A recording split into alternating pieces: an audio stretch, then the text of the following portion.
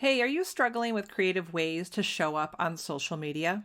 Dan Paterson is in the house. And yes, I said the name Dan. My first ever male guest is on the show, and he did not disappoint. Dan is a sales and digital marketing expert with 25 years of experience in small business. In 2012, he started Flip Switch Social Media, a nationally recognized social media agency focused on helping small businesses grow their social presence and drive more revenue. There are so many juicy nuggets in this episode. Plus, I throw Dan in the hot seat with a mom question. Let's dive in. Hey there, Mom Boss. Welcome to the Social Media for Mompreneurs podcast, where we dive into personal branding, how to build our businesses on social media, learn some really cool marketing hacks, all while balancing family life. And don't forget, we do it the fun and easy way. I'm Allison Scholes, once a corporate marketing coordinator, a teacher, and now photographer and podcaster. And yes, I'm that boss lady in sweatpants. Go ahead and hand out the kids' tablets, open those juice boxes, put on your comfy sweatpants, and hide in your closet. Let's get this party started. Hey, Dan, welcome to the show. Thanks for having me. Appreciate it. Oh, glad to have you here. Now, today we are chatting about how to creatively grow our presence on social media. But before we dive into that, tell us more about you and your business. Sure. So I started Flip Switch 8 years ago now. So it was 8 years in April of 2020. And that started as a solution for small business owners who didn't have deep pockets, deep budgets, but needed social media help. And originally it was web design. We did the first 2 years solely web design, but then after that we became a social media house. And now we have clients all over the country, and we just keep helping as many small businesses as we can. So it's working out well for them and for us, and we're just having a lot of fun doing it. That's really cool. Now, Dan, it's no surprise that you are the first ever male guest on my show. So before we dive in, we're just going to have a little fun. I know you work from home and your wife is a stay-at-home mom. So I want to know, what do you think your wife would say is the hardest part about being a stay-at-home mom? Probably working with me or having me in the house working while she's trying to run the house. But seriously, she would probably say, pre-pandemic, it would have been just running the three kids. I have three girls.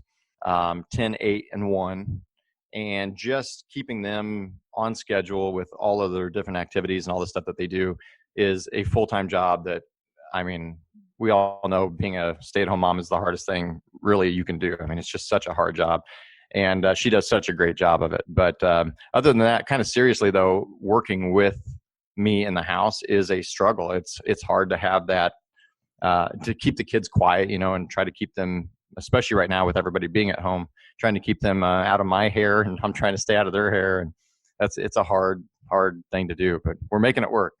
Well, I can certainly relate to that because I have two boys and a high schooler and in junior high. And I was so used to having my space working. Mm-hmm. And now they're at home needing extra space for e-learning. And my husband's at home as well. And he pretty much took over my office. So adjusting to that, where I'm used to being a stay-at-home mom, but I don't want to be a stay-at-home anymore. Right. I actually want to leave. It's tough. And it's, we could have a whole conversation around this, but it's a very difficult thing for people that aren't used to it. Now, I was already working from home mostly. I have an office in my house, and I have an office about 20 minutes from my house. And I rarely go to that office. I pretty much solely either work from home or I go out and meet with as many clients as I can on a local basis. Most of our clients are in other states, like 90% of them. But because of that, I love to meet with the local people because, I just like to shake hands and all that. But now you can't even shake hands anymore. So no, right? Depending on when you're listening to this, we're in the middle of the pandemic still. So. Yeah, right. So let me ask you, was there a major hurdle for you to get over when you started your own business? Yeah, so this is the second business that I've had. I used to run multiple door-to-door sales offices. I managed one in Chicago, and I owned one in Champaign, Illinois, and one in Houston. And that was interesting in and of itself. But then when I transitioned from that into the consulting company that became Flip Switch, it was it was difficult because you have to find an area that needs to be served, and you have to provide value. And like I said before, the goal of Flip Switch was and always is to provide really, really valuable service at a price that's affordable. So all these other companies are out there charging, hundreds and even multiple thousands of dollars a month for small businesses, and they just can't afford that.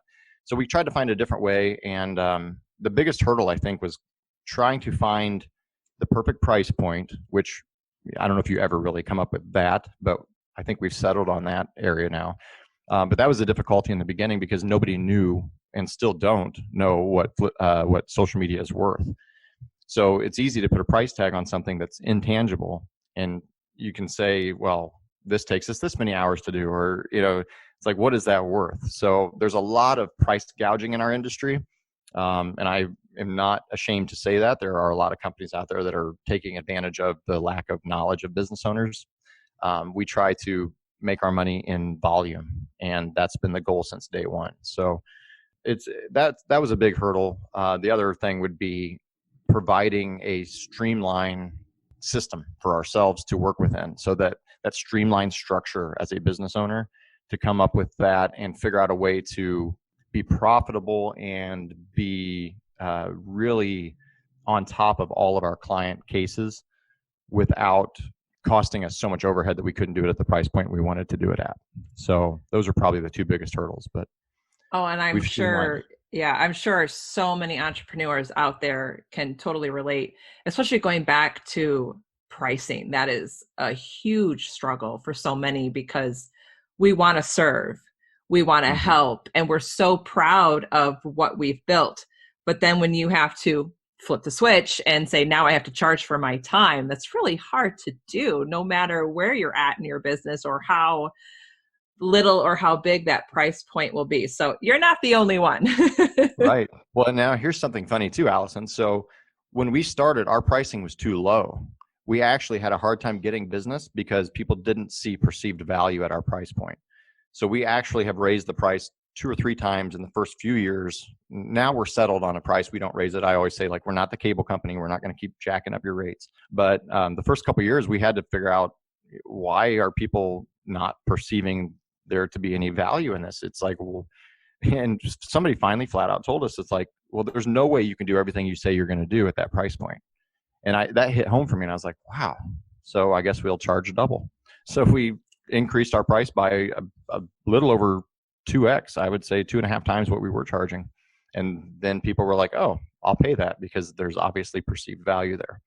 So, but with that, we added a lot of service too. So it's not like we would never have been able to do it at that lower price point. So we had to raise it anyway. But when we were young and dumb, we didn't know any better. But right. So that's an interesting point about value and perceived value with pricing. Absolutely. Now, the name of your business is Flip Switch. So let's flip the conversation over to pivoting. Many entrepreneurs and mompreneurs had to make some changes or pivots in their business during the coronavirus. I would love for you to share ways they can get creative to maintain or grow their online presence. So I'll probably try to break this up into like 2 or 3 chunks. So if you are currently running an online business, pre-lockdown, pre-pandemic, you're not a brick and mortar business, you're solely online. The biggest thing that we're seeing people do that's successful, and the biggest way that they can become more creative and innovative, is to do more with the different tools that social media channels have. So for example, instead of just posting on Facebook or posting on Instagram, going live on Facebook and going live on Instagram is a step above. And a lot of people aren't comfortable doing that. They're not used to getting their face on camera, right? They're not, they worry too much about perfection, which is a big killer of progress. And people don't feel like they can just go out and do make the content that they need to make. And so they sit on their hands and kind of just wait and wait and wait. And by the time they've pulled the trigger on it, their competition has already passed them up because they didn't wait. So the biggest thing that they can do in that regard is to just start creating that content at a different level than they already were doing. Use the tools. And recently, as of right now in May of 2020, Instagram and Facebook just came out with some new tools for that exact purpose. There's different things now that they've integrated within live and within stories and these different things. So they're coming up with different ways. Business owners need to stay on top of that and utilize those extra tools. The second thing is if you do have a brick and mortar store and now you're forced to either not sell or serve within that store and you're having to work from home or work remotely or go online, we're finding creative ways that businesses are coming up with for that as well. So one example that we've seen is clothing stores.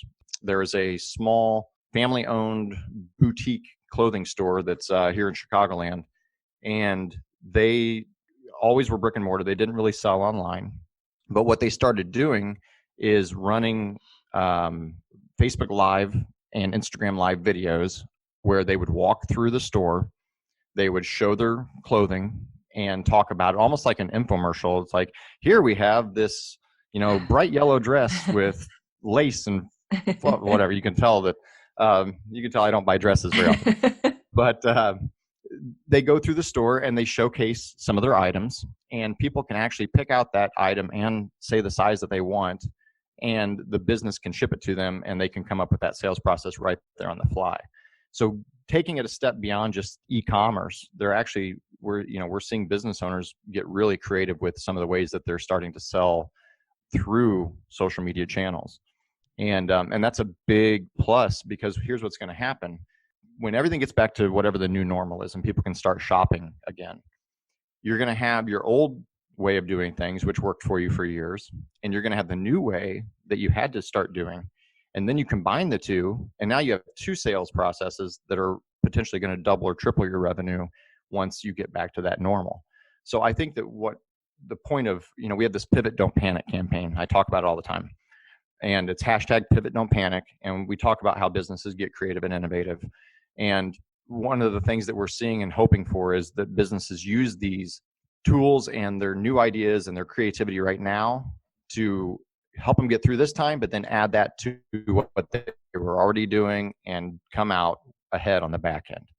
So I hope that kind of answers that question without going off on a tangent, but there's a lot of creative ways that we're seeing small businesses start using these tools online.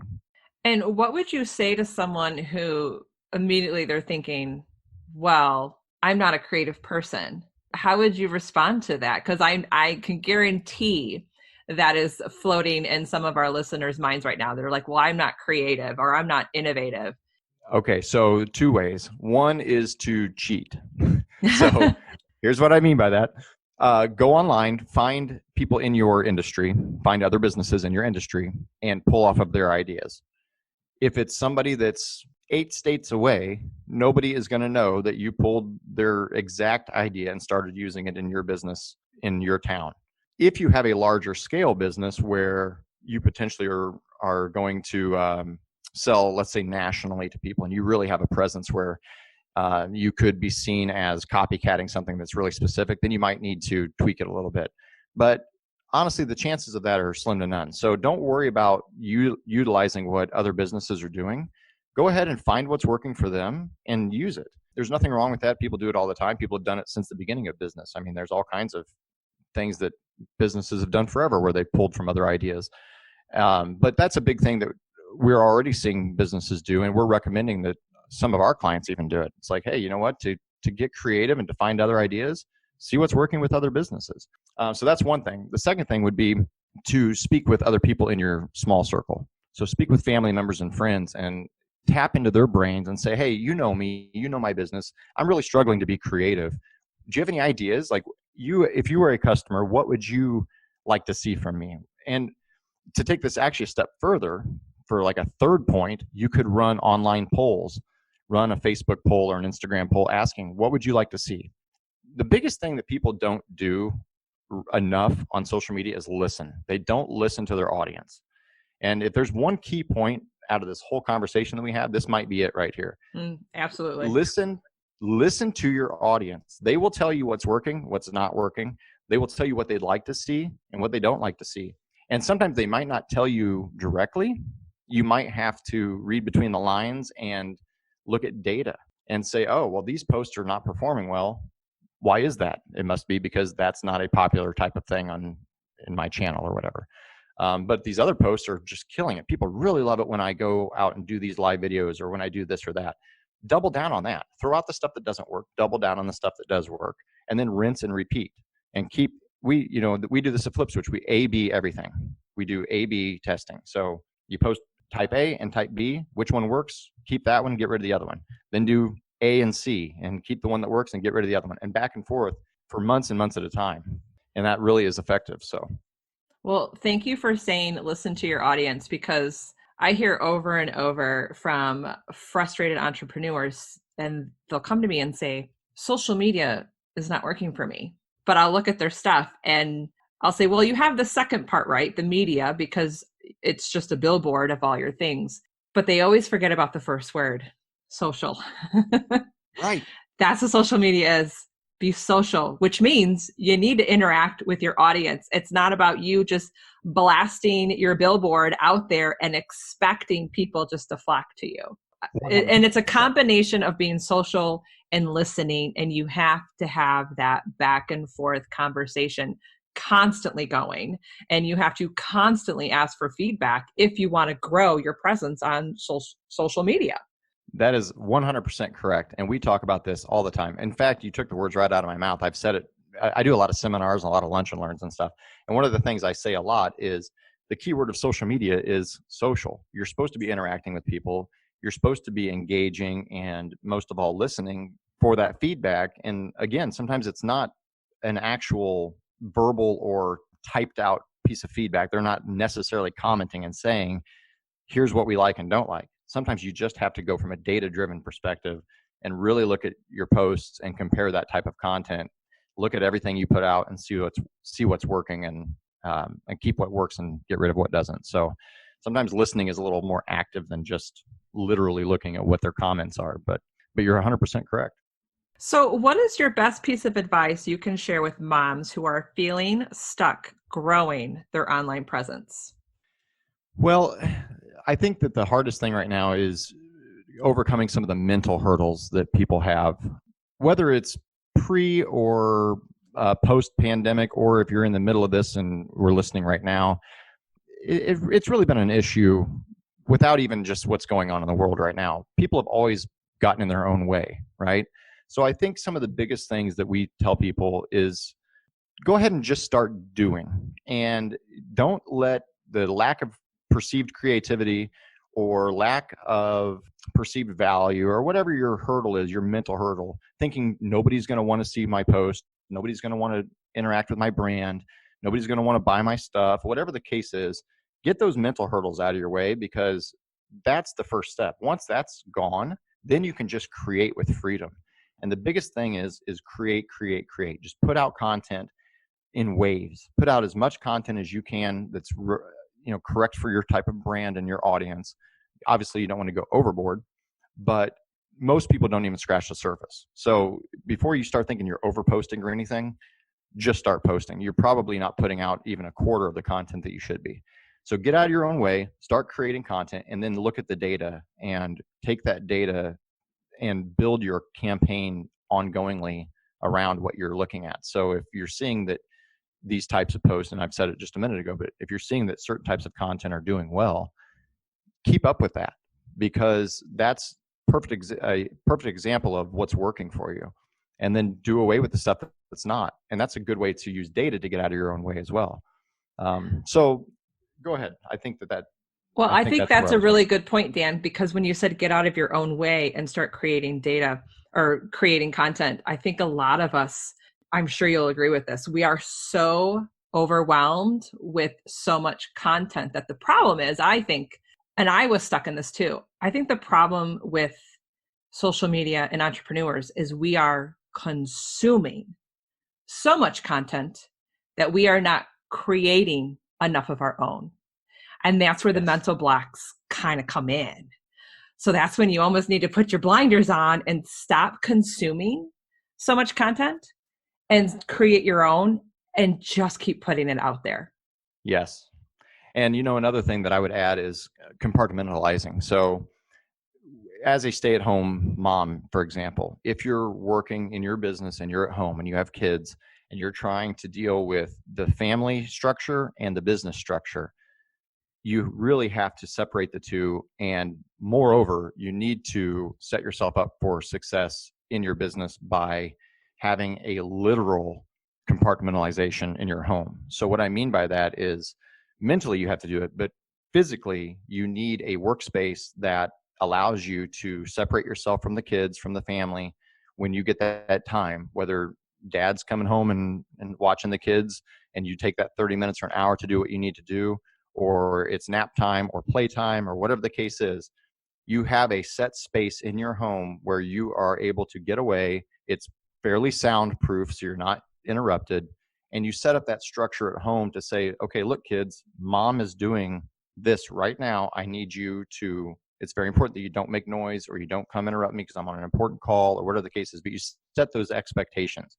And when you set those expectations, now, of course, they're kids, right? They don't always listen.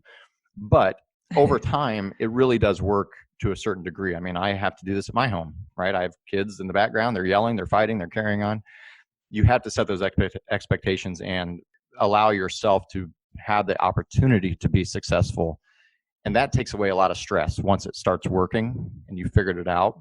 That alleviates some of that mental hurdle of, man, I can't get on this call or I can't do this because they're going to interrupt me, or, just there's a lot of different ways you can look at it and slice and dice it. But setting yourself up like that is a big issue with stay-at-home workers. So, yeah. So not only do we have to have streamlined processes in our business, we also have to have those streamlined processes at home as well. That way we're not functioning in chaos day after day. Because my kids knew for this interview, they knew well in advance, you are not to run up the stairs like a herd of cows, because my microphone will pick that up. So they know that my door is shut. There's a sticky note on the door saying do not disturb. And you know what? They can have as much YouTube time as they can or as they want, so I can get what I need done. That's right. That's an exact example of what I'm talking about. You've set it up. You've set those expectations. You put systems in place, whether it's a sticky note or a street barricade across your door, whatever the case is. You've put it in place so that you've got this time to get done what you need to get done, and they know that mom's busy. And that's a key element of staying at home and working at home. And I don't think enough people do that. I really don't. I think a lot of people expect it to go smoothly without putting those processes in place, and you're just setting yourself up for failure. I've been doing it for 4 years and there's still messy days. Like, I don't think it's ever 100% streamlined, but I agree. You have to implement those processes and make sure those expectations are noted. So what is something you wish you would have known sooner when it comes to social media? My biggest issue was exactly what I was just talking about. So getting out of my own way. I think that if I had known, for example, I just started my personal brand, Dan Paterson Official. I just started it 2 months ago, which if you're listening to this, that would have been March of 2020. And in March of 2020, I wish I had started in March of 2015, because I could have been doing 5 years more of this. But, hindsight's 2020 and you can't go back and do it over. So you just have to start. And I think that's the biggest thing that I wish I had known, or somebody had just kicked me in the pants and said, hey, why aren't you doing this? Why didn't you start a personal brand 5 years ago or 4 years ago or 2 years ago? Like anything, like why weren't you doing this? And another thing, even with my business, we weren't using social media for our own selves. We were doing it for everybody else, and we weren't doing it internally for ourselves. And ironically, we were a digital marketing company. I mean, still are, but we didn't use digital marketing to get our business. We were too busy doing seminars and lunch and learns, and we get a lot of referral work, and we work through a lot of chambers of commerce, and we just do a lot of older school type of marketing, and it works. Don't get me wrong, it works, but we could have been coupling that with digital and really benefiting from it. And instead, literally just at the end of 2019, we started really pushing our own social media. And so we're years behind where we could have been for the company as well. We've been blessed to have business without it, but I'm just always in the back of my mind, like, what could we have done if we had done it earlier? How much farther along could we be at this point? But we were the shoemakers whose kids had no shoes. So I have a follow-up question to that, to Dan Paterson Official. I'm curious, why do you think a personal brand is important? I want to know your opinion on this. So your personal brand is your reputation played out digitally, so to speak. So it gives you, there's probably three main reasons. One, it gives you the ability to put out your resume, your living resume in digital format. So depending on how you set up your brand, I mean, my brand is really the thoughts that are inside of my head played out into posts. And I didn't realize this until just recently, that all of the posts that I put out, if you go to my page, it's at Dan Paterson Official. If you go look at that, those posts are me talking to myself. It was me motivating myself and putting that into post format. So whatever those posts are each day, if you look at them and you go back the last 2 months and look, you'll know what was on my brain, in my head that very day. And some of them are like, get up and go work, I mean, I'm paraphrasing, but it's like, get out of your way and just go do it. And other ones are, different content. But so that was a big thing. But a personal brand, I think for most people is something that, well, let me rephrase this. I think everybody should do it. I think no matter what you think you have to offer, you have something to offer. It could be that you're a social media expert. It could be that you love fashion and you just love wearing the cool new trendy clothes. Wear them. Make a brand about that. Be the consumer. You don't have to be the creator of that brand, right? You don't have to be the dressmaker. You can be the dress wearer.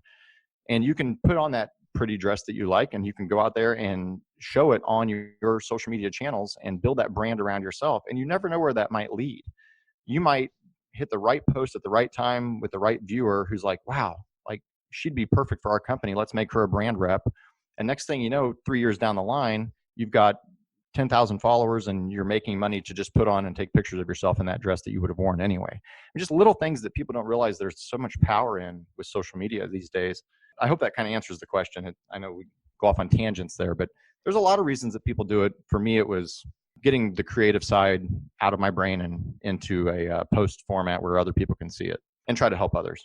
When I look at your company, Flip Switch, and then I see Dan Paterson Official, I think people are going to vibe with Dan Paterson Official, because at the end of the day, I don't think what people realize about social media is people don't buy from companies. They buy from people. So that's why I think it's so imperative that you need to represent yourself and represent what you stand for. And not only that, how are you going to serve the people who need you? That's your personal brand. And that's why I think it's so important to represent that on social media. And hey, you're doing a great job. So oh, thank you. So Dan, before we end today, keep going. Before we end today, where can we connect with you on social media? So for Flip Switch, you can find us as Flip Switch Social Media on both Facebook and Instagram. It's at Flip Switch LLC on Twitter, and of course on LinkedIn and that as well. For Dan Paterson, it's at Dan Paterson Official on all those same channels. So I'd be happy to connect with everybody on both, but it's two totally separate things because, again, Flip Switch is all about the social media as a brand, and Dan Paterson is all about the more motivating, helping, mental side of things on the back end. So two different things. Awesome. Well, I will make sure that it's in the show notes and on the website, all of your information, but I can't thank you enough for being on the show today, Dan. Thank you very much. I appreciate it. Thank you for tuning in today. If you loved today's episode, then please head over to iTunes, Social Media for Mompreneurs, and leave a review. Your review helps grow the show. And don't forget, head to bossladyandsweatpants.com to grab all my freebies and hang out with me on Instagram at Allison Scholes. I'll see you soon.